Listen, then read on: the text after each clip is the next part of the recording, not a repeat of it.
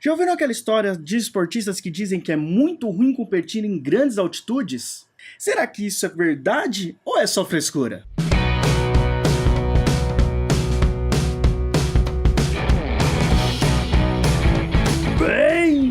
Vira macaca devoluída que está aí assistindo ao Doido Class, o vlog educativo completamente doido do blog Nerdoidos. Aqui quem fala é o seu magnânimo mestre cerimônias Lorien, e é provável que você já tenha ouvido principalmente de jogador de futebol reclamando de competir em grandes altitudes. Mas será que a altitude realmente interfere no desempenho do jogador durante uma partida? E se ela interfere?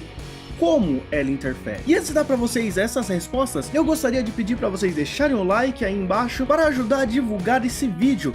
E compartilhem com o máximo de pessoas que vocês puderem para ajudar muito o canal. Vocês também podem se inscrever se não são inscritos. E pedir para as pessoas se inscreverem. Vamos tentar atingir 1000 inscritos no canal, que é pouquinho, sejamos sinceros, até pelo menos a metade do ano. E afinal, a altitude do local onde a competição realmente interfere no desempenho? A resposta é sim! Não é apenas frescura dos atletas e dos jogadores em geral, mas a altitude realmente interfere no desempenho físico de uma pessoa. Para entender como ela interfere, primeiro a gente vai entender como funciona a nossa respiração. Nossa respiração depende de uma coisa chamada pressão atmosférica. A pressão atmosférica é basicamente a pressão que o ar que está na atmosfera exerce em todos os corpos que estão inseridos nele. É mais ou menos como se o ar estivesse a todo momento tentando entrar no local onde a gente está, seja nos seres humanos, nos animais, nas árvores, no carro, num bloco de tijolo. Essa pressão está a todo momento ali sendo exercida nos corpos. E como que a nossa respiração depende dessa pressão? Em resumo, a diferença entre a pressão interna dos nossos pulmões e a pressão da atmosfera faz com que o ar percorra nossas vias aéreas. A pressão do pulmão tem que se tornar menor que a da atmosfera para que o ar que está na atmosfera escoe para dentro do pulmão.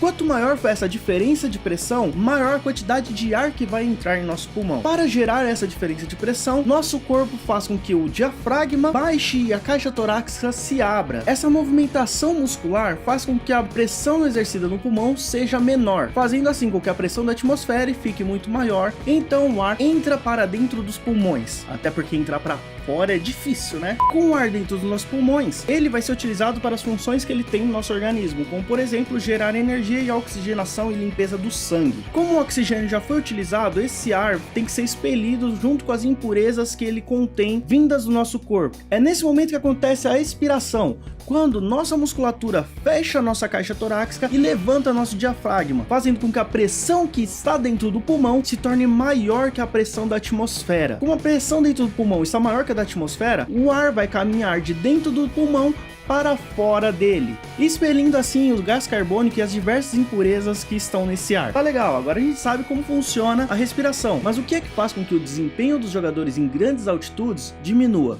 É justamente a pressão atmosférica. Um fato muito importante sobre a pressão atmosférica é justamente que ela diminui conforme a altitude do local aumenta. Ou seja, quanto maior for a altitude do local, menor vai ser a pressão atmosférica.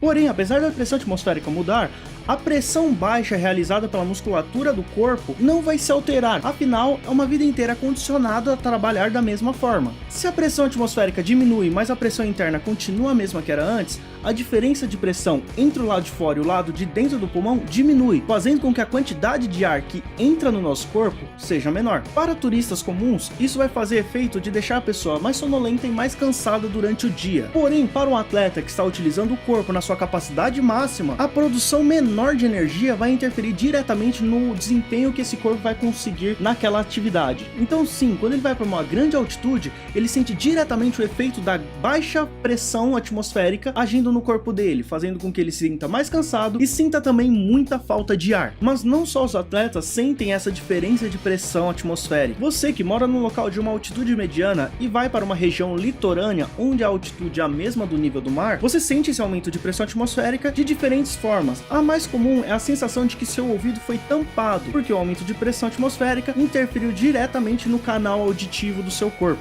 Então, gente, deu para perceber que não é só frescura dos nossos atletas? Realmente, competir em grandes altitudes é extremamente complicado, até porque você leva o corpo além do extremo que ele consegue trabalhar. Se esse vídeo ficou claro, você aprendeu alguma coisa nova ou simplesmente você gostou dele, deixa aí o seu joinha para ajudar ele a ser divulgado. Também compartilhe com o máximo de pessoas que você conseguir para ajudar muito o canal. Estamos tentando atingir a marca de pelo menos 1000 inscritos antes do meio do ano. Será que a gente consegue? Se você tem uma sugestão de tema ou surgiu alguma dúvida, pode deixar aqui nos comentários. Se você não é inscrito no canal, se inscreva e peça para outras pessoas também se inscreverem. Nos vemos no próximo vídeo.